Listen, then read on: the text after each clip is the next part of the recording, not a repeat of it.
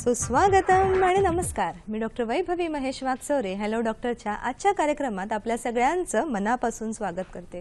प्रेक्षक हो, आज आहे 30 एप्रिल म्हणजे एप्रिल महिन्याचा शेवटचा रविवार. एप्रिल हा उन्हाळी महिना आहे. पुढे मे महिना तर येणारच आहे, पण ऊन ज्या अवयवास घातक आहे अशा अवयवाबद्दलच आणि त्याच्या विकारांबद्दल आपण विशेष चर्चा आज करणार आहोत. तो अवयव म्हणजे आपले डोळे. असं म्हटलं जातं की आपला चेहरा हा आपल्या आरोग्याचा दाखला आहे आणि त्यातही महत्त्वाचं म्हणजे आपले जे डोळे आहेत ते आपली शारीरिक आणि मानसिक या दोनही स्थितींचा दाखला देतात. एखाद्या लहान मुलाचा चेहरा तुम्ही डोळ्यासमोर आणा, तुमच्या लक्षात येईल की असा कोणताही हावभाव नाही की जो त्याच्या डोळ्यांशिवाय पूर्ण होऊ शकेल. पण अशाच सुंदर, नाजूक आणि तेजस्वी डोळ्यांमध्ये जर काही विकार उद्भवले तर अर्थातच त्यांची चिकित्सा सुद्धा या अवयवांप्रमाणेच विशेष काळजीपूर्वक आणि दुष्परिणाम न होता अशी करणं याला फार महत्त्व असतं. आणि म्हणूनच याच विषयाचं उत्तम मार्गदर्शन करण्यासाठी आम्ही आजचा विषय तुमच्यासमोर सादर करणार आहोत. तो असा आहे की लहान मुलांचे डोळ्यांचे विकार आणि अर्थातच आयुर्वेद. आणि यासाठी मार्गदर्शक आहेत डॉक्टर आबासाहेब गडदे. लहान मुलांचे डोळ्यांचे विकार विशेषत्वाने ते पाहतात. त्याचसोबत स्त्रियांचे विकार, वंध्यत्व, वाताचे सर्व आजार, मेंदूचे विकार अशा वेगवेगळ्या चिकित्सा त्यांनी आजवर हजारो रुग्णांवरती यशस्वी चिकित्सा केलेल्या आहेत.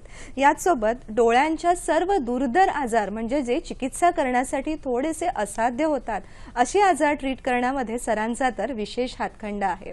प्रेक्षक हो, खूप उत्तम मार्गदर्शक आज आपल्या समोर आहेत आणि सुरुवातीलाच म्हटलं तसं की नाजूक अवयवाची नाजूक चिकित्सा होणं खूप आवश्यक आहे, ती सुद्धा दुष्परिणाम विरहित अशी.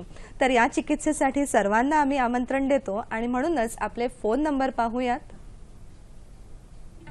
संपर्कासाठी दूरध्वनी क्रमांक आहे 022 हा कोड नंबर आहे आणि फोन नंबर 24908050 तसंच 249880 आणि 50. प्रेक्षक हो, आपला प्रश्न विचारताना तो आजच्या विषयाला अनुसरून आणि स्पष्ट असावा. तसंच आपल्या टीव्ही संचाचा आवाज मात्र बंद ठेवा जेणेकरून आपला प्रश्न थेट आमच्यासोबत येईल. तर चला अशाच सुंदर विषयाकडे आपण सुरुवात करूया. लहान मुलांच्या डोळ्यांचे विकार आणि आयुर्वेद. सर, पुन्हा एकदा हॅलो डॉक्टरमध्ये स्वागत करतो सगळ्यांच्या वतीने. डोळा हा आपण म्हणतो की अतिशय नाजूक आणि तेजप्रधान असा अवयव आहे. कार्यक्रमाच्या सुरुवातीलाच जाणून घ्यायला आवडेल की या डोळ्याचं एक अवयव म्हणून आपल्या शरीरामध्ये किती महत्त्व आहे. पहिली गोष्ट काय, इतर अवयवांमधला एखादा पार्ट नसेल म्हणजे एखादा हात नाही, पाय नाही की ते चालू शकतं. खरं तर नेत्रामध्ये जर इतर आजारांचा दुष्परिणाम होऊन किंवा नेत्रांचे विकार होऊन जर अंधत्व आलं तर काहीच करता येणार, डिपेंडन्सी खूप वाढत राहते. त्यामुळे इतर एखाद वेळेला आजारांकडे म्हणजे कोणत्याही आजाराकडे दुर्लक्ष होता कामा नये, पण इतर एक वेळा आजारांकडे झालं तर चालेल, पण नेत्रविकारांकडे मात्र दुर्लक्ष होता कामा नये, नाहीतर आयुष्यभरासाठी कुणावर तरी अवलंबून राहावं लागतं. बरोबर, म्हणजे इतकं महत्त्व या अवयवाचं आहे. दृष्टी बंद होणं हे किती घातक आहे हे ज्याची दृष्टी बंद झालेली आहे तोच चांगला सांगू शकतो. सर, मग आता आपण वळूयात की लहान मुलांमध्ये विशेषत्वाने आज आपण विचार करणार आहोत. तर डोळ्यांचे कोणकोणते वेगवेगळ्या स्वरूपाचे विकार दिसण्यात येतात?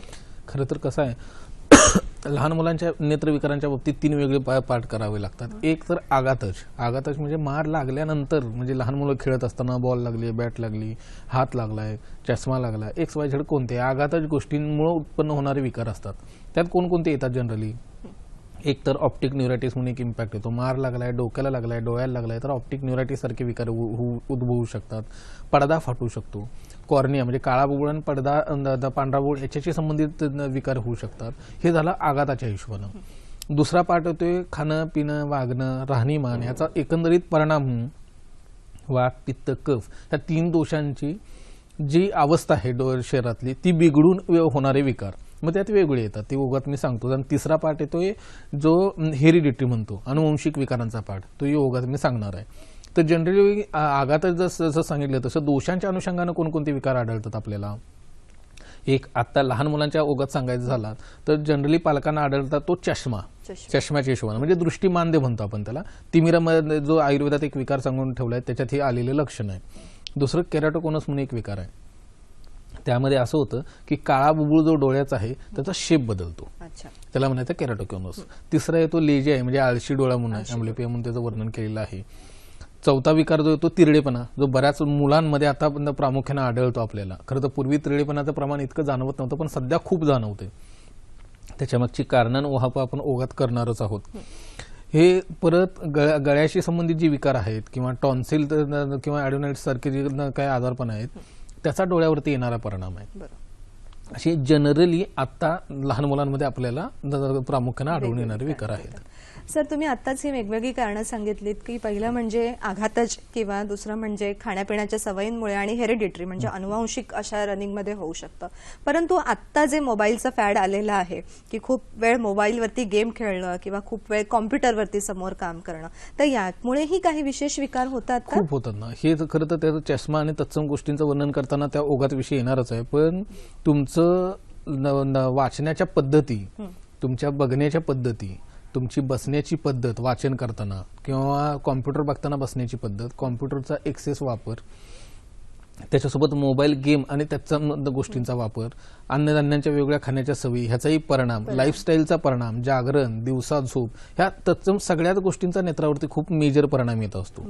हे जसं आपण सांभाळू तसं नेत्रविकार टाळायला आपल्याला फायदा होऊ शकतो. म्हणजे जीवनशैलीमध्ये जसा काही बदल करत आहोत आपण आधुनिक दृष्ट्या पुढे जाण्यासाठी, पण त्याचे विपरीत परिणाम डोळ्यावरती सुद्धा होत आहेत. आपल्याला एक फोन आहे सर, अमोल यांचा, नाशिक येथून. नमस्कार. हॅलो. हा, नमस्कार, बोला. प्रश्न विचारा. नमस्कार सर. नमस्ते, बोला की. नमस्ते, बोला. सर, माझी 1.5 वर्षाची मुलगी आहे सर. हम्म. तर तिच्या डाव्या डोळ्यातनं पाणी गळतंय सर. डाव्या डोळ्यातून केव्हापासून? हो, जवळजवळ तसा जन्मता 3-3.5 महिन्यापासून सर. बरं, डोळ्याच्या डॉक्टरना दाखवले? हो, दाखवलं होतं सर. बरं, काय सांगितलं त्यांनी? त्यांचं म्हणणं होतं बुवा की डोळ्याच्या ज्या ग्रंथी असते त्या खुललेल्या नाही बुवा असं. बर, सांगतो मी. ठीक आहे अमोलजी, उत्तर देतो. सर, खूप सुंदर प्रश्न आलेला आहे लहान मुलांचा, काय सांगूया? हे होतं कसं, ज्या वेळेला नेत्रस्राव हे सिम्पटम दिसायला लागतं त्यावेळेला बऱ्याच वेळेला नेत्रस्राव होण्यामागचं कारण काय, म्हणजे डोळ्यातून एक्सेस पाणी येतं हे कारण नसतं. खरं तर जर जी आयलिड आहे खालची, म्हणजे डोळ्याची खालची पापणी आहे, त्याच्या नाकाकडच्या बाजूला एक होल असतं ज्याच्यातून डोळ्यातले अश्रू किंवा जे पाणी आहे ते नाकाच्या 1/4 वरच्या पार्टमध्ये ओपन होत असतं किंवा जात असतं. जेव्हा हा जो ट्रॅक आहे तो ब्लॉक होतो कोणत्याही कारणानं किंवा जन्मताच तो ओपन झालेला नसतो, अशा वेळेला डोळ्यातून पाणी नाकात न उतरता डोळ्यातून ते बाहेर पडायला लागतं. बऱ्याचदा ते दोन्ही डोळ्यांना असतं, एक डोळ्याला असतं. हे बाय बर्थ असेल तर किती दुरुस्त होतं हे तपासल्याशिवाय सांगणं अवघड आहे. पण हे जर नंतरच्या एजमध्ये येत असेल तर त्यात डोळ्यांचं तर्पणासोबत नेत्र धावन, पोटातली औषधं याचा वापर केला तर तो ब्लॉक ओपन करता येतो, ती घाण पचवता येते. ट्रॅक ओपन झाला की डोळ्यातलं पाणी नाकात उतरायला लागतं आणि डोळ्यातनं जो स्राव होतो तो आपल्याला पूर्ण बंद करता येतो. पण आता ह्या मुलीच्या बाबतीत नेमकं खरं तर ग्रंथी हे खरं तर ते डॉक्टरांनी समजवायला सांगितलं असेल. नेमकं काय आहे पेशंट बघितल्याशिवाय सांगणं कठीण आहे, कारण हा डोळ्यांचा विषय आहे. एकदा बघणं गरजेचं आहे. बघितलं तर ओपन करता येत असेल तर आयुर्वेदिक पद्धतीने खूप चांगल्या पद्धतीने रिकव्हर करता येईल आणि डोळ्यातलं पाणी थांबवता येऊ शकेल. म्हणजे निश्चितच अमोलजी, आपण आपल्या मुलीला सरांचा वैयक्तिक स्तरावरती चर्चा करू शकता आणि हा प्रॉब्लेम मधनं आपल्या मुलीला मदत करू शकता.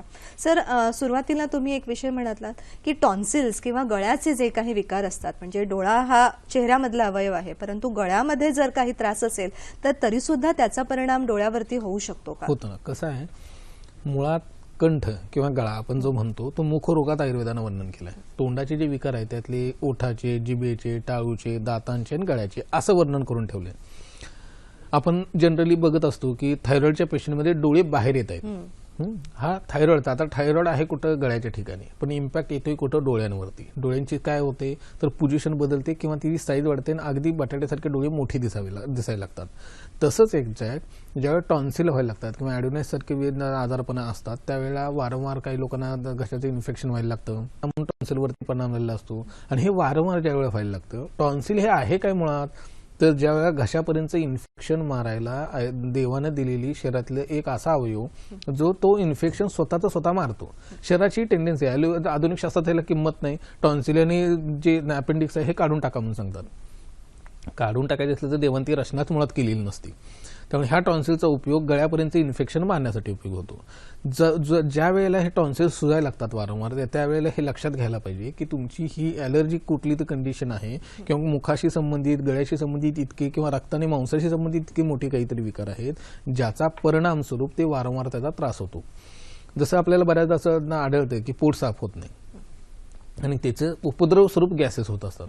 आपण काय करतो, जनरल ॲलोपॅथिक औषधं घ्यायला असताना पित्ताची औषधं किंवा इनोसारखी काही औषधं घेतो ज्यांना गॅसेस कमी करायचा प्रयत्न करतो. आपल्याला गॅसेस कमी करायचे नाहीत, आपल्याला पोट साफ करायचं आहे. पोट साफ केले की गॅसेस कमी होतात. तसंच टॉन्सिल आणि नेत्रविकारांच्या बाबतीत आहे आणि ते आपल्याला उगाच सांगता येऊ शकेल. बरोबर, खूपच उत्तम मार्गदर्शन केलं की गळाचा भाग आणि डोळा यांचा सुद्धा स्वास्थ्यावरती परिणाम आहे. आपल्याला आणखीन एक फोन आहे सर, मधुसूदन यांचा, सातारा इथून. नमस्कार. नमस्कार, बोला. हॅलो, बोला. नमस्कार. नमस्कार. हॅलो, हा, नमस्ते, विचारा बोला. प्रश्न आपला. तर माझा मुलगा 9.5-10 वर्षाचा आहे. हा 6.5-7 वर्षाचा असल्यापासून त्याला डोळ्याचं म्हणजे फार लाल होतं डोळे. बर. ट्रीटमेंट घेतली की तेवढ्यापुरती हे म्हणजे बरं होतं. पण आतापर्यंत सगळे डॉक्टर करून झालेत माझे, कराड, सातारा, सांगली, कोल्हापूर वगैरे. पण ते ट्रीटमेंट झाली की तेवढ्यापुरती बरं वाटतं. ट्रीटमेंट संपली की ऍज इट इज परत त्याचे डोळे लाल होतात. आता एज काय म्हटलात? आता 9.5-10 येतं. 10. सर्दी होते वारंवार? नाही, सर्दी वगैरे काही नाही त्याला. बाकीचे उष्णता, कुठलेही फॅन विकार खूप नाही. जोरात लागतो, इतरांना थंड वाजत असताना त्याला उकडतो खूप, नाही, असं वाटतं? तसं काही नाही, तसं काही नाही, कुठलीच गोष्ट तसं काही नाही. सांगतो. ठीक आहे सर, काय मार्गदर्शन करूया? कसं होतं, डोळा लाल होणं ही गोष्ट आयुर्वेदात अभिषंद नावाच्या विकारा अंडर वर्णन केलेलं आहे. अभिषंद म्हणजे आपल्याला जी डोळ्याची साथ येते, डोळे येतात, त्याला अभिषंद म्हणतात. पण बऱ्याचदा असं न होता, जसा हाडी ताप म्हणतो ना आपण, म्हणजे ताप असतो, थर्मामीटरला लागत नाही पण अंगात ताप आहे, अंगात ताप असतो. तसं डोळे लाल दिसतात. अभिषंदासारखे डोळ्यातली घाण येणं, तत्सम विकार होत नाहीत, पण वारंवार डोळे लाल होतात. ह्याची कारणं 2 वेगळ्या पद्धतीने असतात. एक, जिरलेला कफ किंवा सर्दी असते. ज्याच्या बऱ्याचदा आपण विचारलं ना, तुम्हाला सर्दीचा त्रास आहे त्यामुळे डोळे लाल होत आहेत, असं सांगितलं की पेशंटना, रुग्णांना पटतच नाही. ह्याचं कारण असं, ना त्यांना शिंका येतात, ना नाक वाहतं, काहीच नाही, पण सायनस मात्र खराब झालेले असतात. इंटरनल कफ जो साठलेला असतो, सायनस खराब झालेले असतात आणि त्याचा परिणाम स्वरूप डोळे लाल होणं, खाजणं, दुखणं, सूज येणं हे सिम्पटम दिसतात.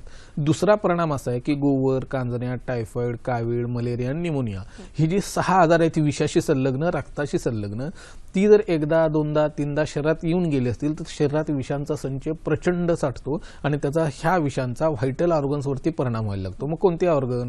डोळा, किडनी, हृदय आणि यकृत, ह्या 4 ऑर्गनवरती ह्या गोवर, कांजण्या, टायफॉइड, कावीळ ही जी आजारपणं सांगितली त्याच्या विषांचा परिणाम खूप मेजर येतो. ते होऊन गेले तर लगेच आले असं होतं का? नाही होत. तो येऊन गेल्यानंतर आपण XYZ औषधं काहीतरी घेतली असतात, ट्रीटमेंट केली असते, तो आजाराचा उद्रेक कमी होतो, पण ती विशेष शरीरात तशीच साठून राहतात आणि 1, 2, 3, 4 वर्षे निघून गेली की त्याचा परिणाम स्वरूप मग डोळे लाल होणं किंवा ह्या बाकीच्या इतर ऑर्गनशी संबंधित आजारपणे दिसायला लागतात.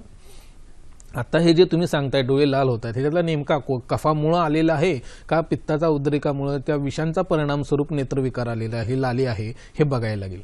हे दोन्ही जरी प्रकार असले तरी आयुर्वेदाने हे पूर्ण चिकित्सेनं कायमस्वरूपी घालवता येतात. ॲलोपॅथिक ड्रॉप आणि तत्सम गोष्टी केल्या की तात्पुरती लाली कमी होते, पण ह्याच औषधांचा परिणाम स्वरूप पुढे जाऊन कॅटरॅक्ट म्हणजे मोतीबिंदू डेव्हलप व्हायला लागतो लहान वयात. तसं न करता आयुर्वेदिक नाडी पद्धतीनं परीक्षण करून घेतलं, मूळ पित्ताचा, विषाचा परिणाम आहे की कफाचा, हे नाडी परीक्षण लक्षात आलं आणि त्या अनुषंगानं डोळ्यावरची लेप आणि पोटातली औषध घेतली तर फायदा होईल. आता घरच्या घरी यांना काय करता येऊ शकेल का? नक्की करता येईल. आपली गावरान कोथिंबीर असते, ते कोथिंबीर निवडून घ्यायची, मिक्सरला लावून त्याचा छान रस काढायचा. ताप आल्यानंतर जसे आपण कपड्यावरती पट्ट्या, घड्या ठेवतो पाण्याच्या, दुधाच्या, तशा ह्या सुती कापड बुडवून ह्या रसात किंवा कापूस बुडवून डोळ्यावरती पट्ट्या दिवसाकाठी दोन्ही डोळ्यावरती 15-15 मिनिटं ठेवा. हे पहिलं गोष्ट. दुसरं, घरात गावरान तूप असेल किंवा देशी गाईचं तूप असेल तर त्याच्यावरती एक निवळ तयार होते, त्याला घृतमंड आयुर्वेदात म्हणतात. खाली गाळ जमतो, त्याच्यावरती तुपाची निवळ असते. ती तुपाची निवळ वरती जमून नाकात 2-2 थेंब टाकायला चालू केलेत.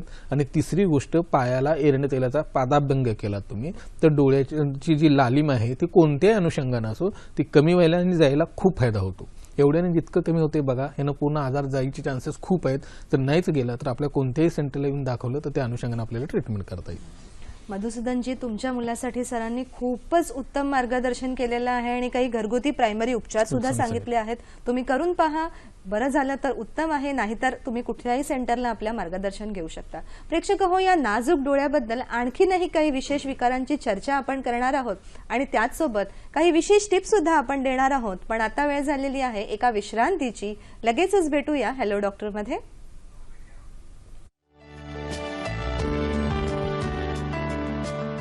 विश्रांतीनंतर हॅलो डॉक्टर मध्ये पुन्हा एकदा आपलं मनापासून स्वागत. प्रेक्षक हो, आपली झोप आणि आपल्या सर्वांगीण आरोग्य आणि स्वास्थ्य याचा फारच जवळचा संबंध आहे.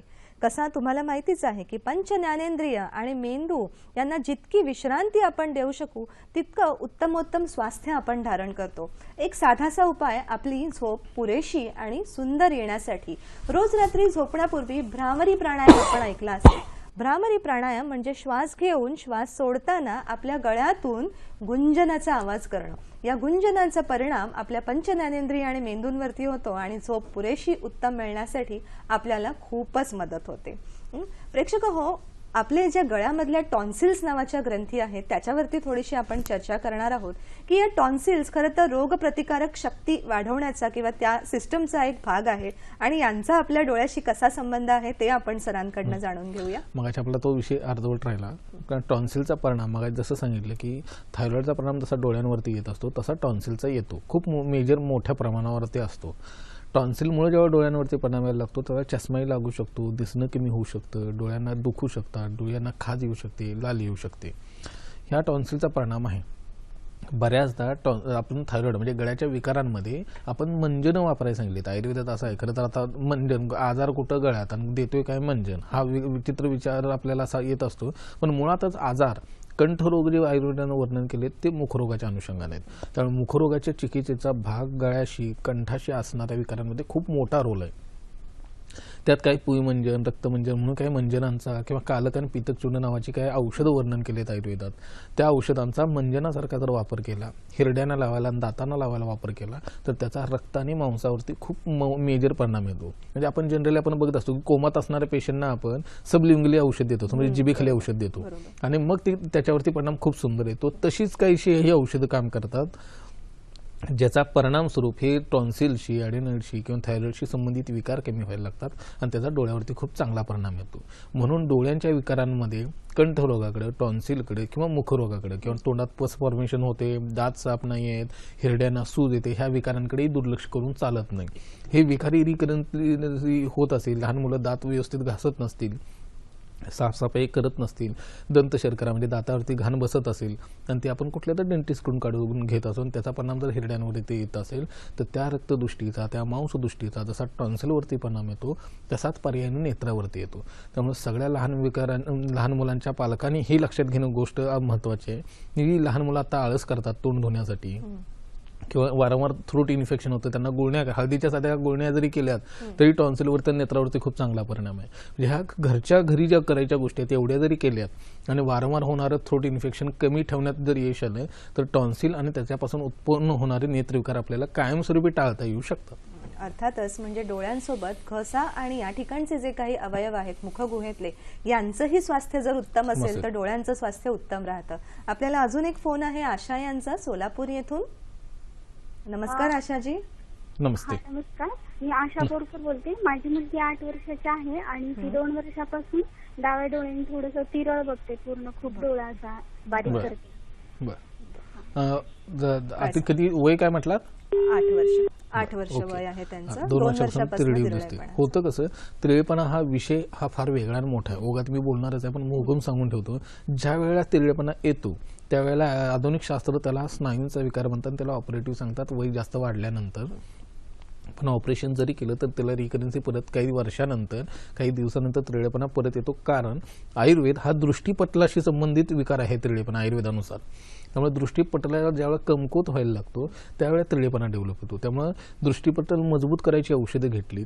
हे काय ह्या विकाराला घरच्या घरी तर औषधं सांगणं अवघड आहे कारण हा मोठा विकार आहे. कोणत्याही आयुर्वेद वैद्याकडे जाऊन नाडी परीक्षण करून घ्या, दृष्टीपटलाशी संबंधित ट्रीटमेंट करून घेतली तर हा तिरळेपणा आपल्याला घालवता येतो किंवा कायमस्वरूपी रिकव्हर करता येऊ शकतो.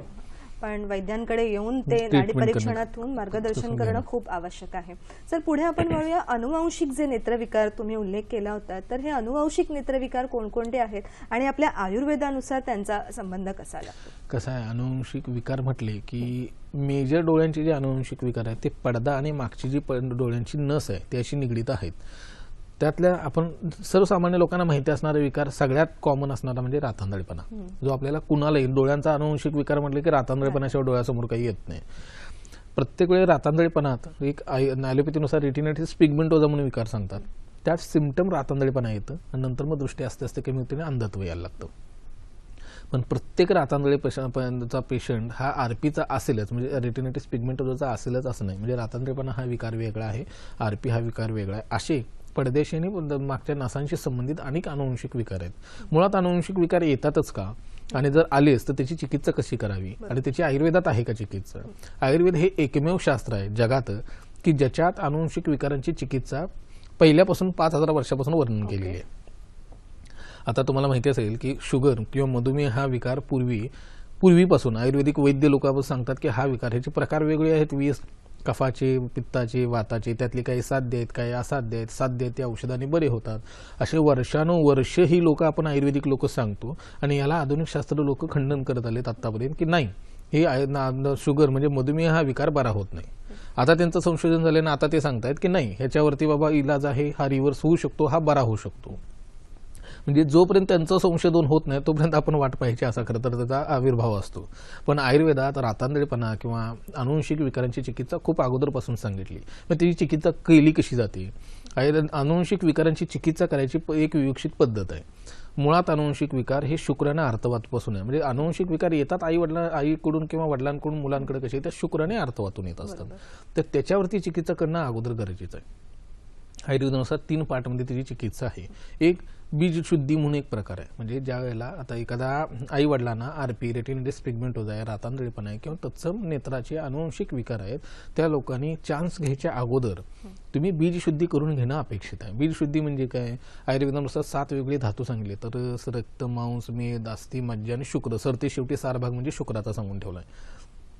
त्या प्रत्येक धातूची शुद्धी करणं अपेक्षित आहे. मग त्यात पंचबंध कर्माच्या चिकित्सा येतात, त्यात औषधी उपचार येत असतात, व त्या धातू अनुषंगानं काही रसायनकल्प सांगून ठेवलेले आहेत. ह्या प्रत्येकाची योजना 7 महिने सलग करायची असते. पहिल्या महिन्यात रस, दुसऱ्या महिन्यात रक्त, अशी 7 महिने जर चिकित्सा केली पंचकर्मासहित, तर त्या धातुगत झालेले जे अनुवंशिक बीजाचे दोष आहेत ते कमी व्हायला मदत व्हायला लागते. त्यानंतर एकदा बीज शुद्धी झाली की त्यानंतर आपण 3 ते 4 महिने मधला तो चान्स घ्यायचा पिरियड असतो. त्यानंतर वेगळी ट्रीटमेंट असते रसायनाने बदलले औषधांची. ती एकदा चिकित्सा झाली की त्यानंतर एकदा गरोदर राहिली ती स्त्री किंवा गर्भिणी झाली की एक पहिल्या महिन्यापासून 9व्या महिन्यापर्यंत एक विवक्षित पद्धतीने आपली ट्रीटमेंट, गर्भसंस्कार म्हणून एक प्रकार आहे तो केला जातो. त्यात मासानुमासिक काडे वर्णन केलेले आहेत. नुसतं मासानुमासिक काड्यात होतं असं की गर्भपात होऊ नये म्हणून त्याची चिकित्सा तर होतेच त्याच्यात, पण त्या मासानुमासिक काड्याचा त्या महिन्यात ज्या बाळाचे अंग अवयव डेव्हलप होत असतात त्यातले दोष काढायची ताकद त्या काड्यांमध्ये असते.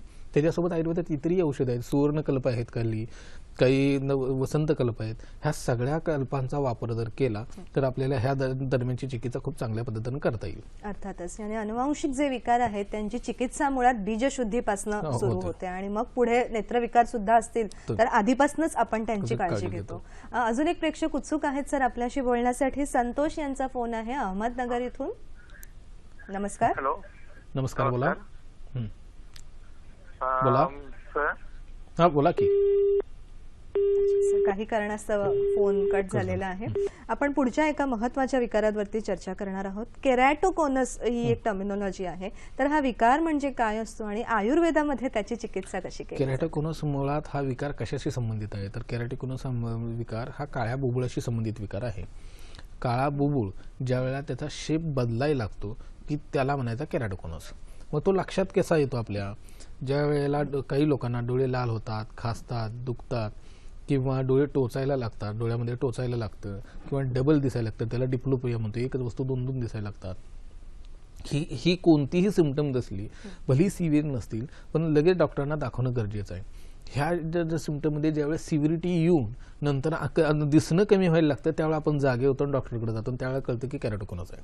तर त्यावेळी जर ह्या लक्षणांच्या अनुषंगानं जर तपासणी केली गेली तर केरॅटोकोनस लवकर अर्ली स्टेजमध्ये लक्षात येतो आणि त्यानुसार त्या अनुषंगाने आपल्याला ट्रीटमेंट करता येते. केरॅटोकोनसमध्ये आयुर्वेदानुसार काय डायग्नोसिस करता येतं किंवा त्याची चिकित्सा आहे का?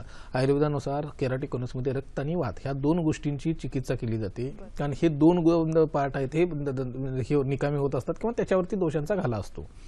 एकदा रक्त आणि वात ह्या गोष्टी खराब व्हायला लागल्या की शेप बदलणं हे आयुर्वेदात वात रक्त नावाचा विकार आहे त्याच्यात वर्णन केलं. कोणत्याही गोष्टीचा शेप बदलणं म्हणजे आपण बघतो की हलगी किंवा ढोल याला जिथं चामडं बांधलेलं असतं तिथं ती गोल काटे, कोणत्याही झाडाला गोल काठी येत नसते, सरळच काटे असतात. ते एकदा त्याची फांदी तोडली की त्याची वरची साल काढून तेल लावून शेकून ते आस्ते आस्ते आस्ते गोल केली जाते. म्हणजे त्या अभ्यंगाचा आणि शेकाचा इतका परिणाम आहे.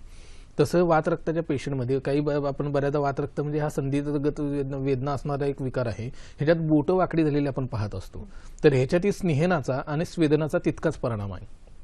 तसं केराटिकोनस या विकारामध्ये आपण काही काड्यांची अवघास जसं वातरक्तात सांगले की मग टब्बात म्हणजे थोडक्यात त्यात जसं आपण बसायला सांगतो तसं तेलाच्या सिद्ध औषधाने सिद्ध तेल किंवा काडे यांना तर्पण केलं जातं. त्यासोबत पिंडस्वेद म्हणून एक प्रकार आहे. तो जर पिंडस्वेद डोळ्यांना करायला लागलो तर जे केराटिकोनसची जी वाढ आहे ती थांबवता येते आणि त्यासाठी मग दिलेली एक ठराविक औषध आहे ती टाकून त्याचा पिंडस्वेद करावा लागतो. रसायन चिकित्सा करायला लागते आणि वातशमनाची आणि रक्तशमनाची म्हणजे रक्तदोषांची नाश करणारी औषध अशी वापरून जर ट्रीटमेंट केली तर केराटिकोनसची खूप सुंदर ट्रीटमेंट करता येते. त्याची ग्रोथ थांबवता येते, व्हिजन लॉस थांबवता येतो आणि व्हिजन वाढवताही येते. त्यामुळे त्या अनुषंगानं फक्त प्रयत्न करणं अपेक्षित असतं. म्हणजे अशा डोळ्याच्या आजारामध्ये सर्वांगीण चिकित्सा हिला सुद्धा खूप महत्त्व दिलेलं आहे. प्रेक्षक हो, या नाजूक नेत्राविषयी अजूनही काही विशेष व्याधींचं आपण मार्गदर्शन तुमच्यासाठी आणणार आहोत, परंतु आता वेळ आहे एका विश्रांतीची. लगेचच भेटूया हॅलो डॉक्टर मध्ये.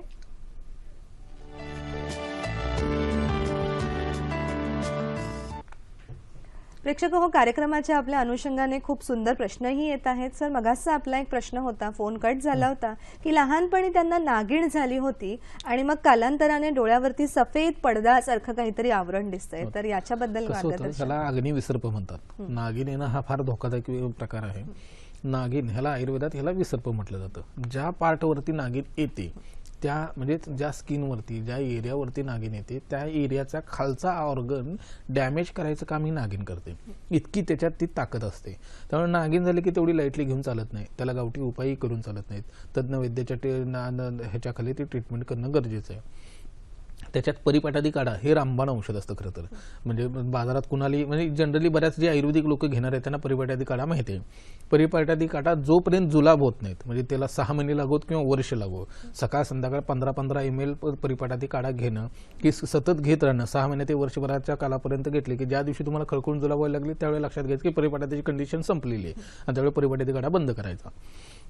आता ज्यावेळेला नागिन डोळा किंवा चेहऱ्याच्या संबंधाने यायला लागते त्यावेळेला ते जास्त सिव्हिअर होतं.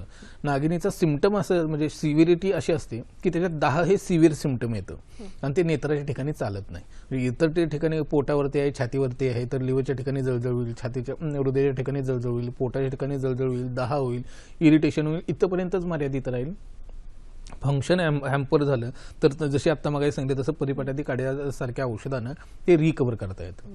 पण ज्या वेळेला चेहरा, नाक, डोळा ह्या अनुषंगाने यायला लागतं त्यावेळेला ते ऑर्गन डॅमेज व्हायला लागतात. होतं असं टिश्यू डेड होतं त्यात. तर इतकं नाजूक आवरण आहे नेत्रामध्ये, काळा बोळा आणि पांढरा बोळ इतका नाजूक असतो की त्या उष्णतेचा त्या अग्निविसर्पाचा परिणाम स्वरूप टिश्यू डेड होतं आणि नंतर दृष्टी आस्ते आस्ते कमी व्हायला लागते. आणि ह्याचंच परिवसन नंतर जाऊन ऑप्टिक न्यूरोटिस म्हणजे मागची नस जी आहे ते सुकणं होतं आणि दृष्टी जाते. ह्याच्यात आयुर्वेदात काय करता येतात का? नक्की करता येतं. आपण सगळ्या लोकांनी ऐकलं असेल खरं तर की ज्येष्ठमध म्हणून एक किंवा ह्या नागिनीसाठी खूप उपयोगी रामबाण औषध आहे. त्याचा काढा करावा, तो पूर्ण थंड करावा आणि डोळ्यावरची त्याची धार धरावी डोळे बंद करून. हे कोणत्याकडून वैद्याकडून जरी शिकून घेतलं तरी तुम्ही चालेल. ह्याचा परिणाम डोळ्यातली उष्णता कमी व्हायला खूप फायदा होतो. उष्णता कमी व्हायला लागली की ते पांढरा आवरण जे आहे ते कमी व्हायला त्याचा फायदा होतो. त्यासोबत सप्तामृत लोह म्हणून एक बाजारात औषध मिळतं. ते सकाळ संध्याकाळ 2-2 गोळ्या गाईचं तूप आणि मधातनं घ्यावं. आणि तिसरं औषध पंचामृत जे आपण घरी करतो, म्हणजे दूध, तूप, दही, खडीसाखर आणि मध हे पंचामृत. हे सगळं विषनाशन करायचं काम हे पंचामृत करत असतं. ज्या लोकांना नागिनीचा परिणाम स्वरूप डोळ्यावरती परिणाम यायला लागला, लगोलग झालेल्या लोकांनी लगेच पंचामृत चालू करायला हरकत नाही की डोळ्याचा डॅमेज पार्टच होत नाही. पण ज्यांना नंतरही लक्षात आली त्यांनी पंचामृत घ्यावं, परिपाटादी काढा घ्यावा आणि ज्येष्ठमध्ये म्हणजे एसटीची धारा सोडावी. ह्या जर गोष्टी केल्या तर तिची उष्णता डोळ्यातली कमी व्हायला मदत होते आणि व्हिजन स्टेबल करायला फायदा होऊ शकतो. बरोबर सर, आपल्याकडून खूपच वेगवेगळ्या आजारांचा की ज्यांचा एक संबंध डोळ्याकडे आहे याचं उत्तम मार्गदर्शन आपल्या सगळ्याच प्रेक्षकांना मिळत आहे. अजूनही आपल्याला एक फोन येत आहे गंगाधर यांचा लातूर येथून. नमस्कार. हॅलो. नमस्कार. हा, माझा मुलगा 5 वर्षाचा आहे. गेले 1 वर्षापासून सारखं डोळे चोळतो पहा. हम्म. डोळे सारखे खासतात त्याचे डोळे बर. आणि डोळ्यामधून पाणी गळते आणि डोळे लालसर होतात. मला सांगा, सर्दी आहे का पेशंटला? हा, सर्दी आहे सर. वारंवार होते? हा, वारंवार होते. बर. सर्दी कधीपासून आहे? बऱ्याच एक 2-3 वर्षापासून आहे. बर, सांगतो मी तुम्हाला. ठीक आहे सर. हो, गंगाधर यांना काय करूयात मला? ह्याच्यात महत्वाचं डोळ्यांची ट्रीटमेंट करणे ह्याच्यात अपेक्षित नाही. याला लिव्हरच्या अनुषंगाने आणि सर्दीच्या अनुषंगाने ट्रीटमेंट गरजेची आहे. तर ह्यात कफनाशनाची औषधं, जर कफ खूप असेल ह्या पेशंटला, कारण दरवेळेला सर्दी म्हटलं की कफ आणि कफच व्हायला पाहिजे असं नसतं. तुम्हाला इरिटेशन होऊन शिंका येऊ शकतात, नाक वाहू शकतं आणि कफही होऊ शकतो. त्यातला वातज पित्तज कफाच कोणता प्रकार आहे ते समजून घेऊन जर ट्रीटमेंट केली तर फायदा होईल. ह्याच्यात घरच्या घरी काय सांगता येईल का? सांगता येईल. साधं तुम्ही सुंठ पावडर पाव चमचा, 1 काळ्या मिऱ्याचा दाणा, त्याच्यासोबत गूळ हे कॉम्बिनेशन करून सकाळ संध्याकाळ द्यायला लागलात तर जो सर्दीचा परिणाम आहे ती सर्दी कमी व्हायला लागेल आणि डोळ्यांची खाजी कमी होईल. एकदा 15 दिवस हे औषध सकाळ संध्याकाळ घरी द्यायला लागतात तर त्यानंतर साधं त्रिफळा चूर्ण बाजारात विकत मिळतं. सुरवारी हिडा असलेलं त्रिफळा चूर्ण घ्यावं करतं, नेत्रांसाठी उपयोगी पडतं. ते त्रिफळा चूर्ण आणावं, एक मोठ्या 300 ml ग्लासमध्ये 1 ते 1.5 चमचा त्रिफळा चूर्ण टाकून चहासारखं शिजवावं. अर्धा ग्लास झालं की गाळून घ्यावं, पूर्ण थंड करावं. वरची थंड झाल्यानंतर खालचा गाळ, खाली सगळा औषधांचा गाळा बसतो, वरची निवळ गाळून घ्यावी आणि त्याने डोळे धुवावेत दिवसातनं 2दा. हे केलं, पण हे करायच्या अगोदर सुंठ आणि मिऱ्याचं जे सांगितले हे करणं गरजेचं आहे. ही 2 औषधे केली ते 1.5 ते 2 महिन्यात सर्दी आणि डोळ्याची लाली ह्या दोन्ही गोष्टी कमी होऊ शकतात. एवढ्यानं कमी नाही आलं तर मात्र वैद्यांना दाखवणं गरजेचं आहे. बरोबर. म्हणजे सुरुवातीला या उपचारांनी आपण डोळ्याची लाली कमी कमी होऊ होते, शकते. खास कमी होते की नाही ते पाहू शकतो. सर, अनुवांशिक विकारांमध्ये आपण होतो, तर अनुवांशिक विकारांमध्ये आणखीन काही विशेष आहे का आहे का? डोळ्यांसाठी? कसं होतं, मगाशी जसे आपण सांगितलं की बीज दोष काढायचा, गर्भसंस्कार करायचा, त्यानंतर बाळ जन्माला येतं. ह्या संस्कारानं, ह्या प्रोसिजरनं अनुवंशिक विकार बऱ्याच लोकांचा, बऱ्याच अंशी बीज दोष आपल्याला काढता येतो आणि मग बच्चूंमध्ये ट्रान्सफर होत नाही. काही पेशंटच्या बाबतीत मात्र एवढं करूनही दोष येतो. पण ह्या आजाराची खासियत अशी आहे, रेटिनायटिस पिगमेंटोसा किंवा रातांधळेपणा, ह्याची खासियत अशी आहे की ह्यांना पुढे जाऊन म्हणजे अंधत्व येतं पूर्ण. पण जर ही बीज संस्कार करून घेतला असेल, बीज शुद्धी करून घेतली असेल तर हे अंधत्व येत नाही आणि फक्त हा आजार आहे एवढीच सिम्पटम मर्यादित राहतात. म्हणजे रात्रीचं थोड्या अंशी दिसायचं कमी, म्हणजे रातांधळेपणा येतो, आरपी हा विकार बऱ्याचदा आलेला असतो, पुढे पसारून झालेला असतो, पण त्या आजाराची जी सिव्हिरिटी, जी सिम्पटम आहे ते पूर्ण आपल्याला टाळता येऊ शकतात. ह्याच अनुवंशिक विकारांच्या हिशोबानं आपल्याला रसायन चिकित्साही करून घेणं गरजेची असते. एकदा ही शरीरशुद्धी झाली, पंचकर्म चिकित्सा झाली, बाळ जन्माला आलं, सुवर्णपरा प्राशनसारखे विधी आहेत जी रसायन चिकित्सा म्हणून वर्णन केलेले आहेत आयुर्वेदात. काही रसायन आहेत, सुरुवारी हिड्याची काही रसायनं आयुर्वेदात सांगून ठेवलेली आहेत जी लहान मुलांना किंवा त्यांच्या पालकांना दिली जातात, जेणेकरून ही आरपी किंवा रातांधळेपणासारखी जी विकार आहेत त्याची चांगल्या पद्धतीनं आपल्याला चिकित्सा करता येऊ शकते. चिकित्सा करता येते. म्हणजे आयुर्वेदाच्या माध्यमातून अशा मोठ्या विकारांवरती सुद्धा उत्तम चिकित्सा करता येते. अजूनही एक प्रेक्षक आहेत सर आपल्याकडे, निलेश यांचा फोन आहे. नमस्कार निलेश. माझी मुलगी 4 वर्षाची आहे. तिच्या डोळ्यामधून पाणी येते. पाणी येते? अधून मधून म्हणजे कसं 1-2 दिवस गेले की. बरं. डोळे लाल होत आहेत का? डोळे लाल नाही सर. बर. आणि पुरीला सर्दी असते वारंवार? नाही, सर्दी नाही. बर. तुम्ही फळं किती देता मुलीला? फळं हा, म्हणजे हप्त्यातून 1-2 वेळा चिक्कू किंवा सेब हे वगैरे देतो. किती दिवसातून असतं? हप्त्यातून 1-2 वेळा केळं खाते. बरं. आणि दूध पिते का रात्री झोपताना मुलगी? नाही, दूध नाही पीत. दूध चहा पिते दुधाचा. बरं, तो सकाळी पित असेल. सकाळी पिते दुधाचे. हा, ठीक आहे, सांगतो मी ठीक आहे तुम्हाला. निलेश, सांगतो. काय सांगूया? हे जे आहेत, ही आता जे सिम्पटम आहेत हे कफस्रावाशी संबंधित लक्षणं दिसत आहेत. तर अशा पेशंटनी, ज्या लहान मुलांना काही सिम्पटम नाही तर नेत्राचे नुसते डोळ्यातून पाणी येतं, नाकातनं पाणी येतं, त्या लोकांच्या खाण्यापिण्याच्या सवयी चुकीच्या असू शकतात. म्हणजे एक, त्यांना फळं द्यायला नको आहेत. लहान मुलं जोपर्यंत वयात येत नाही, 12-13 वर्षाची होत नाही तोपर्यंत फळं शक्यतो टाळा तुम्ही. तर द्यायचीच असेल, तुम्हाला एवढे कॉन्शियस असाल, हेल्थ कॉन्शियस, त्या अनुषंगानं ओली फळं द्यायच्या ऐवजी अंजीर किंवा काळे मनुके, जर्दाळू ही 3 फळं खूप चांगले आहेत लहान मुलांच्या हिशोबानं. तर ते अशी खात असतील तर अशी द्या, किंवा एक कप पाण्यात 1-2-3 ह्याच्यातले अंजीर 1-2 भिजत घातले, जर्दाळू एकत्र नाही तर वेगवेगळी. अंजीर 1 दिवस अंजीर भिजत घातले, ते काढून कुस्करून त्यात चवीपुरते शेंदूरून टाकून प्यायला देत आहे. जर्दाळू भिजत घातले, गाळून त्या चवीपुरतं शेंदेलून टाकून प्यायला देताय किंवा मनुके देताय. हे करा, पोरांचं पोषण व्यवस्थित होणार आहे. मुळात पोरांना आपला जो गैरसमज आहे, गावाकडे सफरचंद म्हणजे बऱ्यापैकी मोठी होईपर्यंत सफरचंद हा आयटम बघायला मिळत नाही. लोकांना केळी आणि पेरूशिवाय गावाकडे म्हणजे जे सहज उपलब्ध आहे त्या फळांशिवाय गावाकडे बघायला मिळत नाही. परत तरी सुद्धा लहान मुलांची फार कमी लोकांची नाक वाहतेले बघतो. तेच शहरी भागात आलात दर 10 मुलामागं ना 8 मुलांची नाकं वाहत असतात. ह्याचं कारण काय? आपण हेल्थ कॉन्शियस जास्त झालो आणि त्याच्या अनुषंगानं आपण फळाव देणं किंवा चुकीच्या पद्धती ऍक्सेप्ट करायला लागतो. फळं देणं चुकीचं नाही, चुकीच्या पद्धतीने देणं, त्याची मात्रा ठरवणं, ह्या गोष्टी फार महत्वाच्या आहेत. लहान मुलांना फळं देणं टाळलं पाहिजे. तुम्ही आता सकाळ संध्याकाळी अर्धा चमचा मध द्या त्याला पेशंटला. फळं पूर्ण बंद करा. दूध आणि दूधजन्य पदार्थ बंद करा की त्या मुलीचं जे नेत्रस्राव आहे ते कमी व्हायला लागेल. बरोबर. म्हणजे फळ हा कफकारक असा पदार्थ आहे आणि लहान मुलांचा आणि डोळ्यांचा याचा खूप महत्त्वाचा संबंध आहे. त्यामुळे फळं कमी देणं लहान वयात हा त्याच्यावरचा एक पर्याय असू शकेल. अजूनही सर एक प्रेक्षक आहेत, निवृत्ती यांचा फोन आहे आपल्याकडे. नमस्कार. नमस्कार मॅडम. नमस्कार, बोला. माझा मुलगा 6 महिन्याचा आहे, सॉरी 6 वर्ष झाला. बरं.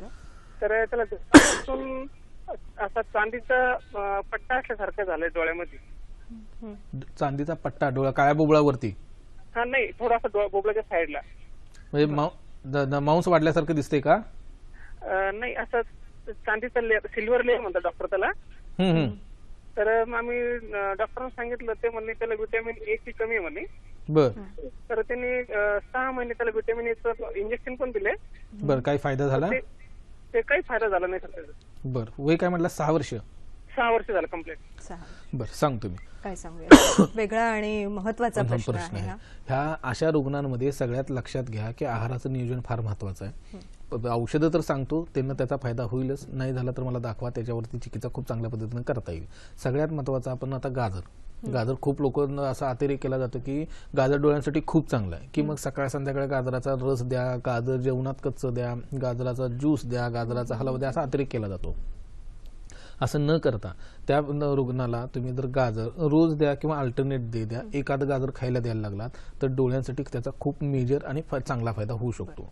दुसरी गोष्ट, अशा रुग्णांमध्ये जसं मगाशी मी तुम्हाला सांगितलं की कोथिंबिरीच्या घड्या ठेवायच्या, तसंच कोथिंबिरीचा हे घरच्या घरी करता येणं शक्य आहे म्हणून हा योग सांगतोय. पाव लिटर कोथिंबिरीचा म्हणजे चांगल्या गावरान कोथिंबिरीचा पाव लिटर रस काढला, त्यात 1 किलो खडी साखर टाकायची आणि ते आपण बासुंदी कशी आठवतो ना तशी ती कंटिन्यूस हलवायची जोपर्यंत शतावरी कल्पासारखा खंडपाक होत नाही, म्हणजे त्याची पूर्ण पावडर होते अगदी मंद गॅसवर. आणि ती पूर्ण पावडर झाली की सकाळ संध्याकाळ 1-1 चमचा साध्या दुधातनं किंवा पाण्यातनं दिलं तरी चालतं. हे ज्यावेळेला करायला लागतो त्यावेळेला ह्या विकारांसाठी खूप मेजर आणि चांगला फायदा व्हायला लागतो. ह्याच्यासोबतच सप्तामृत लोहाची सकाळ संध्याकाळी 1-1 गोळी महात्रिफळा घृताने मधातनं द्यावं. हे जर केलं तर डोळ्याची जी कमतरता आहे व्हिटॅमिनची तीही कमी व्हायला लागते, दृष्टीवाढायमध्ये व्हायला लागते आणि जी चट्टी दिसतात तीही कमी होणं फार हिशोबाने ही ट्रीटमेंट खूप फायदेशीर ठरू शकते. खूपच उत्तम तुम्ही ट्रीटमेंट सांगितली आहे. याने फरक नाही पडला तर तुम्ही सरांचं निश्चितच वैयक्तिक मार्गदर्शन घेऊ शकता. प्रेक्षक हो, अजूनही विशेष माहिती आहे. तसंच आपल्या पुढच्या आठवड्यामध्ये कुठले डॉक्टर आपल्या भेटीसाठी येणार आहेत ते सुद्धा आम्ही तुम्हाला दाखवणार आहोत. पण आता वेळ झालेली आहे एका छोट्याशा विश्रांतीची. लगेचच पुन्हा भेटूया हॅलो डॉक्टर मध्ये.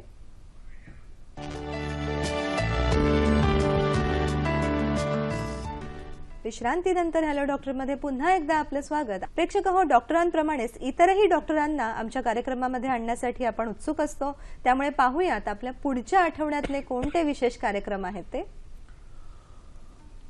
शुक्रवार दिनांक 5 मे 2017 रात्री 8 वाजता. विषय आहे उंची वाढवणे आणि आयुर्वेद. मार्गदर्शक आहे डॉक्टर आबासाहेब रणदिवे. यानंतर शनिवार दिनांक 6 मे 2017 रात्री 8 वाजता रोबोटिक पद्धतीने गुडघे दुखीवरील आधुनिक उपचार आणि सहभाग आहे डॉक्टर नरेंद्र वैद्य. यानंतर आपला रविवारचा कार्यक्रम 7 मे 2017 अर्थातच रात्री 8 वाजता. विषय त्वचा विकार आणि संयुक्त उपचार. सहभाग डॉक्टर अनिल पाटील यांचा. पुढच्या आठवड्यातले डॉक्टर आपण पाहिलेत, पण पुन्हा आपण आजच्या विषयाकडे वळूयात. लेझी आय म्हणून एक संकल्पना आहे की डोळा आळशी होतो, तर हे काय असतं आणि चिकित्सा आपण आयुर्वेदाने कशी पहिली करतो? गोष्ट काय, लेजी आहे म्हणजे आळशी, हे ज्या नावातच येऊन गेले सगळं. होतो एखादा डोळा असतो याचा की त्याची म्हणजे डोळ्यांची मुवमेंट कशी एक संध होत असते, तर ते एका डोळ्याची होतच नाही. एक डोळा ह्या कोपऱ्यात गेला तर दुसरा त्या कोपऱ्यात जात असतो. याच्यात स्नायू आणि पडदा दृष्टिपटल हे दोन्ही इन्व्हॉल्व असते ह्या आजारात. आयुर्वेदानुसार ह्याची वाताची चिकित्सा करणं अपेक्षित आहे. वात चिकित्सा केली की म्हणजे ह्याच्यात तर्पण, नेत्रधारा, नेत्रसेक, शिरोबस्ती आणि पोटातली औषधं अशी जर करायला लागलो तर लेझी आयमध्ये बऱ्याच लोकांशी आपल्याला व्हिजन परत आणता येते, व्हिजन स्टेबल करता येते आणि हा बरा करायच्या पद्धतीनं खूप मेहनत घेता येते. बरोबर सर, तुम्ही या छोट्या चिकित्सा सांगितल्यात, पण याचबरोबर डोळ्याचे व्यायाम सुद्धा लेझी आय मध्ये आपण उपयोगी महत्त्वाचे पडतात. म्हणजे ठरतात. ॲलोपॅथीनुसार लेझी आयमध्ये बऱ्याचदा पॅचिंग करणं म्हणून सांगितलं जातं. म्हणजे एक डोळा बंद करा आणि जोच म्हणजे आळशी डोळा आहे तोच ओपन ठेवायचा, जेणेकरून त्याचं काम मॅक्झिमम व्हायला लागतं आणि वर्क व्हायला लागतं. पण पॅचिंगमध्ये पंचायत अशी होते की ज्यावेळेला तुम्ही पॅचिंग करणं बंद करता त्यावेळेला परत रिव्हर्स व्हायला लागतं. आयुर्वेदिक पद्धतीने ह्याच्यात व्यायाम खूप चांगल्या पद्धतीने आहेत. वेगवेगळे व्यायाम आहेत, ते व्यायाम केले आणि पोटातली औषधं त्यासोबत घेतली तर हा कायमस्वरूपी स्टेबल करता येणार. याच्या थोडंसं पुढे जाऊन चष्मा लागण्याची किंवा नंबर वाढण्याची काय काय कारणं असतात आणि आयुर्वेदाचं याच्याकडे पाहण्याचा काय दृष्टिकोन आहे? चष्मा म्हणजे आता सगळ्याच पालकांचा हा गंभीर विषय झालाय. चष्मा हा अगदीच लहान मुलांना अगदी लहान वयापासून लागतो. ह्याची कारणं शोधायला लागलो तर नुसती खाण्यापिण्यातनं शोधून नाही चालणार आहे. तर बाळ ज्यावेळेला गर्भात असतो, आईच्या पोटात असतं, त्यावेळेपासून त्याचा विचार मोठा करावा लागतो. जेव्हा आईच्या पोटात बाळ असतं त्यावेळेला आईला थायरॉइड सारखे विकार असतील, शुगर सारखे विकार असतील, आम्लपित्तासारखे विकार असतील, हाय बीपीचा विकार असेल आणि त्या अनुषंगानं तिची जर औषधं चालू असतील तर त्या औषधांचा किंवा त्या आजाराचा परिणाम स्वरूप डोळ्यावरती परिणाम येत असतो आणि मग नंतर डोळा कमकुवत होऊन दिसणं कमी होतं आणि नंबर लागत असतो. काही पेशंटच्या बाबतीत असं होतं की आईला किंवा वडिलांना नंबर असतो आणि तो कॅरी ऑन होत असतो. काही पेशंटच्या बाबतीत असं होतं की एक्सेस म्हणजे आता खरं तर फॅड झाले, गर्भधारणा झाली की गायनेकॉलॉजिस्टकडे गेले की आयर्न आणि कॅल्शियम चालूच होतं लगेच. हे अननेसेसरी औषधांचा परिणाम आहे ना, तो डोळ्याच्या पडद्यावरती स्नायूंवरती खूप मेजर येत असतो. हे जसं गर्भारपणातलं झालं तसंच सुतिका अवस्थेतली गोष्ट आहे. बाळ जन्माला आल्यानंतर त्याची पूर्ण परिचर्या आईची आणि बाळाची पूर्ण सांगून ठेवलेली आहे. त्यात जर आपण कसूर केली म्हणजे फॉर एक्झाम्पल सिझर आहे, सिझरच्या पेशंटमध्ये गायनेकॉलॉजिस्ट सांगतात की शेकशेगडी करू नका आणि आपल्या आया त्या करत नाहीत. त्याचा परिणाम स्वरूप म्हणजे शेकशेगडी कशासाठी करायला सांगितलेली आहे तर वाताचा प्रकोप इतका जो मोठा असतो बाळंतपणात तो कमी व्हावा. आईच्या बाबतीत जे आहे गर्भाशय स्वस्थानी लवकर स्थापित व्हावं, पाळी लवकर चालू व्हावी, वात शमन व्यवस्थित व्हावं. तसंच बाळाच्या बाबतीत आहे. शेकडी जर केली त्याची वाढ चांगली होती, त्यातले शारीरिक दोष कमी व्हायला लागतात. पण नेमकं आपण ते करत नाही. ते दोष शरीरात राहिले तर त्याचा परिणाम व्हायला लागतो. दुसरी गोष्ट, लहान मुलांना आहार केव्हा द्यायचं हेही सांगून ठेवले, ते आपण पाळत नाही. म्हणजे 8व्या महिन्यात जनरली आपल्याला दात यायला लागतात. त्याच्या अगोदर 1 महिना म्हणजे 7व्या महिन्यापासून तिची पूर्वतयारी आपल्याला करावी लागते. कारण जे दात आहे ते हिरडे आहेत ते फोडून दात बाहेर येत असतात आणि ती खूप मोठी गोष्ट आहे. त्यावेळेला काही होत नाही असं नाही, म्हणजे डोळ्यांच्या विकारांपासून सगळे विकार होत असतात. तर त्या पेशंटमध्ये मात्र तुम्हाला 7व्या महिन्यापासून शृंगभस्म किंवा रजोनदी चूर्ण नावाचं औषध आहे, अमृतसत्व नावाचं औषध आहे, ही औषधांची पूर्वरचना करून ते दात याची व्यवस्था करावी लागते. पण बायका काय करतात आणि एकदा दात यायला लागले की त्यानंतर मग तुमचं आहाराचं नियोजन पुढचं. तोपर्यंत आईचं दूध हा मुख्य आहार आहे. पण आईचं दूध कमी व्हायला लागतं. गायनेकॉलॉजिस्ट सांगितलेलं असतं की तुम्ही आता पाणी चालू करा, तुम्ही बाहेरचं दूध चालू करा. ह्या गोष्टींचा परिणाम स्वरूप कफ खूप वाढायला लागतो, डोळ्यांची दृष्टी कमी व्हायला लागते आणि लहान वयातच नंबर लागायला लागतो. ह्याचं पुढचं संकरित धान्य किंवा रासायनिक खतांचा मेजर धान्यावरचा परिणाम, ह्याचाही बाळांच्या डोळ्यावरती खूप मेजर परिणाम येतो. तिसरी गोष्ट, लहान अगदी 7-8 महिन्याच्या बाळापासून ज्यूस आणि फळं द्यायला लागतात.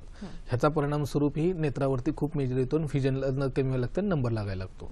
असं डोळ्याच्या बाबतीत आपल्याला 3 वेगळ्या गोष्टींमध्ये म्हणजे नंबर केव्हा, दोष काय आहेत त्याच्यापासून की सिम्पटम काय आहेत आणि नंबर किती आहे ह्याच्यानुसार आपल्याला चिकित्सा करता येऊ शकते. सरांनी खूपच उत्तम मार्गदर्शन केलेलं आहे आणि याच विशेषतः आपण सल्ला सुद्धा पाहणार आहोत आपल्या आरोग्य सल्ल्याच्या माध्यमातून. पाहूयात आजचा विशेष आरोग्य सल्ला. लहान मुलांना मोकळे हवेत मैदानी खेळ खेळायला देणे, प्रत्येक वेळी ताजा आहार अन्न देणे, महिन्यातून एकदा तरी लहान मुलांना एरंड तेल दुधामधून देणे, लहान मुलांना वर्षातून एकदा आयुर्वेदिक पद्धतीने कृमीपातन करणे आवश्यक आहे.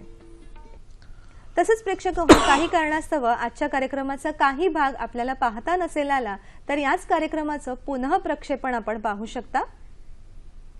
शनिवार दिनांक 6 मे 2017 मध्यरात्री 12:30 वाजता, तसंच गुरुवार दिनांक 11 मे 2017 सकाळी 9 वाजता. अर्थातच आजचाच विषय लहान मुलांचे डोळ्यांचे विकार आणि आयुर्वेद, सहभाग डॉक्टर आबासाहेब गडदे यांच्यासह.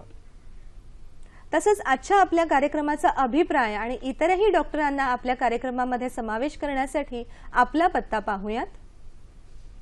निर्माती हॅलो डॉक्टर, दूरदर्शन केंद्र Worli, Mumbai 400030. Email address hello doctor ddkmumbai@gmail.com. तसंच फेसबुक आणि यूट्यूबच्या लिंकवरून सुद्धा तुम्ही आमच्याशी संपर्क साधू शकता.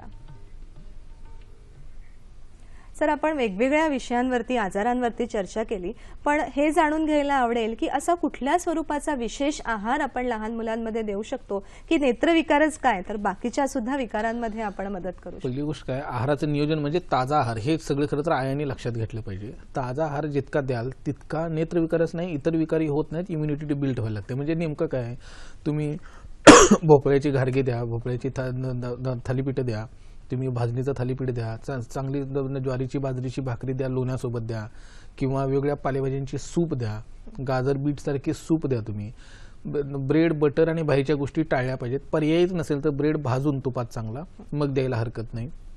सॉस आणि तत्सम जे टोमॅटोचे पदार्थ आहेत ते आहारातनं पूर्ण वर्ज्य केले पाहिजेत. आपण जसे रव्याचं उपीट किंवा शिरा करतो तसंच गव्हाचा मोठा सांजा करून त्याचं गोडाचा शिरा किंवा तिखटाचा शिरा असं करून दिलं तरी खूप चांगलं आहे. उसळी जी आहेत त्या शक्यतो भाजून जर उसळी करून दिल्या तर जे हाडं फुफ्फुशी असतात मुलांची किंवा एकदम नाजूक प्रकृतीची आहेत ती तब्येती चांगली व्हायला लागते, नेत्ररोगापासून दूर व्हायला लागतात. आणि पंचामृत, जे मगाशी मी सांगितलं, आहारात लहान मुलांच्या पंचामृत म्हणजे केवळ दूध देण्याऐवजी पंचामृत जितकं आहारात ठेवतील तेवढं आरोग्य आणि नेत्राच्या हिशोबाने खूप चांगलं राहील. बरोबर, म्हणजे सर्वसमावेशक आणि सर्वांगीण असा आहार लहान मुलांना मिळणं हे त्यांच्या नेत्राच्या दृष्टीने खूपच आवश्यक आहे. याचसोबत सर काही उत्सुक प्रश्न आहेत माझ्या मनातले सुद्धा, त्यांचा पर्याय करा तुम्ही. सगळ्यात महत्त्वाचं म्हणजे चष्मा असूनही तो लावणं हे योग्य आहे का? नाही. याच्यासोबत चष्मा जेव्हा आपण लावतो किंवा एखादी वस्तू आपण वाचायला घेतो त्याचं अंतर किती असावं थोडक्यात? 1 फुटापर्यंत. बरोबर. अपुऱ्या झोपेचा काही परिणाम होतो का डोळ्यांवरती? खूप मोठा, म्हणजे व्हिजन लॉस व्हायला अपुरी झोप ही खूप कारणीभूत असते. अर्थातच सर, खूप सुंदर आपण मार्गदर्शन केलं. वेगवेगळ्या विषयांवरती सुद्धा आपण डोळ्याच्या लहान लहान आजारांवरती आपण चर्चा केली. प्रेक्षक हो, असं म्हटलं जातं eyes are window to the soul, म्हणजे आपले डोळे हे आपल्याला परमात्म्याशी कनेक्ट करणारं एक माध्यम असं आहे. आणि ह्याच डोळ्यांचा सर्वांगीण बाजूनी जर आपल्याला विचार करायचा असेल तर लहान लहान गोष्टी आपण ज्या केल्यात त्या नक्की आपल्या जीवनशैलीत अनुभवा. आज डॉक्टर आपल्याकडे आले, उत्तम मार्गदर्शन केलं, त्यासाठी आपल्या परिवारातर्फे मनापासून आभार. आणि आपण पुन्हा भेटणारच आहोत. तोपर्यंत खूप खूप शुभेच्छा आमच्या सगळ्यांकडूनच. धन्यवाद.